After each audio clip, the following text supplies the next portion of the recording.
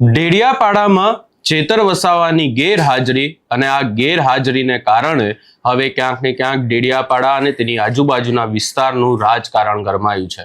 રાજકારણ તો ગરમાયું છે, પરંતુ એની સાથે સાથે આદિવાસી સમાજના લોકોની સમસ્યાઓમાં પણ વધારો થયો છે.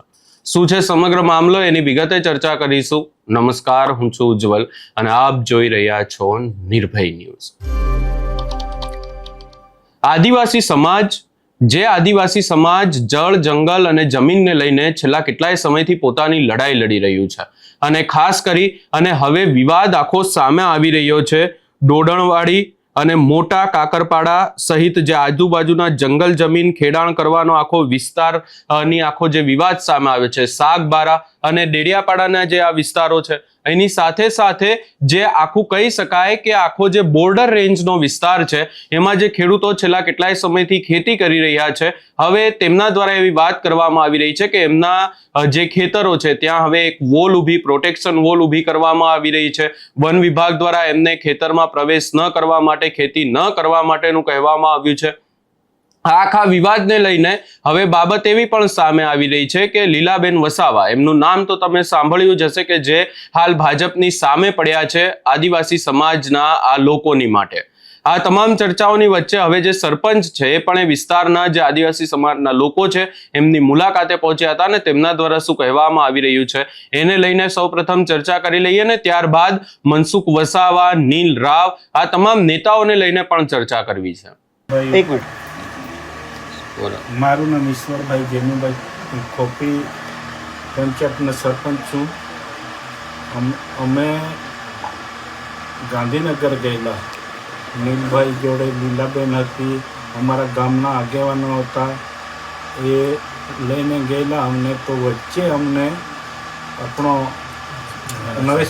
નરેશભાઈ મંત્રીને મળાવ્યા હતો ને એમાં ઉરૂબરૂમાં વાત કરી હતી કે સુરત બાજુ પાણી ભરાઈ ગયેલું છે, તો આપણો વન મંત્રી ત્યાં ગયેલો છે મિટિંગ, એટલે તમને કાલેથી પરમ દિવસે વાત કરાવીશ, મિટિંગ કરાવીશ બેઠકમાં.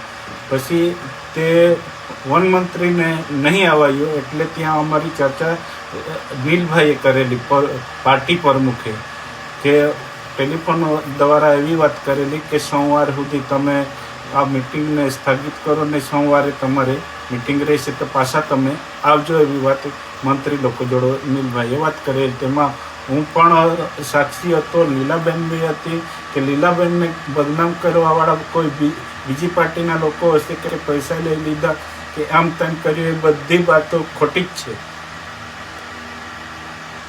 અમે ગાંધીનગર ગયા હતા ત્યારે અમારા પાર્ટીના પ્રમુખ નીલરાવ સાહેબે અમને ડેપ્યુટી સીએમને મળવા બહુ કોશિશ કરી હતી, પણ પાણી ભરાઈ જવા હોવાથી એ સીએમ મળી નહીં શક્યા. પણ બીજી તારીખે સોમવારે મળવાનો તારીખ નક્કી કરીને અમે બધા હાથે આવેલા. એમાં લીલાબેન બી હાથે હતા ને અમે ગામના આગેવાન બી હતા. વચ્ચે કોઈ આમ તેમ નહીં થયું. બીજી પાર્ટીના લોકો એ કહેવા માગે છે કે નીલભાઈ આમ છે ને લીલાબેન તેમ છે, એવું કોઈ બીજું ઉપરથી બફાયેલું છે. પાર્ટીમાં કંઈ વિવાદ નથી. અમારી હાથે નીલરાવ સાહેબ બી હાથે જ છે ને નીલાબેન બી હાથે છે. અમારે જંગલ જમીનના મુદ્દા માટે ખડે પાગે રાત દિવસ એક કરીને બંને લોકોએ એ મળવાનો પ્રયત્ન કર્યો અને જમીન મળાવી દેશે એ દેવે એવી આશા અમને પૂરી છે. અહીંયા તમે આ સરપંચને સાંભળ્યા. અહીંયા હવે વાત એ પણ સામે આવી રહી છે કે મનસુખ વસાવા દ્વારા એવું કહેવામાં આવી રહ્યું છે કે આખી જે સમસ્યા છે એને લઈને ગાંધીનગર જઈ અને રૂબરૂ નેતાઓ સાથે મુલાકાત કરવામાં આવશે. આ આખી બાબતને લઈને ચર્ચાઓ પણ થઈ કે આદિવાસી સમાજના જે નેતાઓ છે તેઓ પહોંચ્યા પણ હતા, ગાંધીનગર પણ પહોંચ્યા હતા, એવી વાતો થઈ રહી છે. અને પહોંચી અને ક્યાંક ને ક્યાંક અધિકારીઓ સાથે મુલાકાત કરવા અને સ્થાનિક આગેવાનો સાથે ગાંધીનગર પહોંચ્યા હતા. પરંતુ અહીંયા વાત એ પણ સામે આવી રહી છે કે જે નેતાઓ સાથે મુલાકાત કરવાની હતી એ નેતાઓ નીલ રાવ સહિત જે લોકો ગયા હતા એમને મળ્યા જ નહીં. ત્યારબાદ ટેલિફોનિક વાતચીત કરવામાં આવી, એવી પણ ચર્ચાઓ થઈ રહી છે. લીલાબેન વસાવા ફરી એકવાર મેદાને આવ્યા અને લીલાબેન વસાવા દ્વારા ફરી એકવાર કહેવામાં આવ્યું હવે લીલાબેન વસાવાને પણ ભાજપમાંથી રાજીનામું આપવું છે, પરંતુ એમનું રાજીનામું કેમ સ્વીકારવામાં નથી આવતું એ પણ એક જે વિષય છે અહીંયા આવીને ઊભો રહ્યો છે. આ તમામ ચર્ચાઓની વચ્ચે હવે વાત એ પણ લાગી રહી છે કે આદિવાસી વિસ્તાર અને ખાસ કરી અને આદિવાસી સમાજને હવે ચેતર વસાવાની ખોટ વર્તાઈ રહી છે. આની જગ્યાએ જો ચેતર વસાવા હોત તો આપણને બધાને ખબર છે કે ચેતર વસાવા કેવી રીતે વિરોધ કરતા. આજે ચેતર વસાવા જેલમાં છે ને એમના વિસ્તારમાં આદિવાસી સમાજના જે ખેડૂતો છે એમને તકલીફ પડી રહી છે.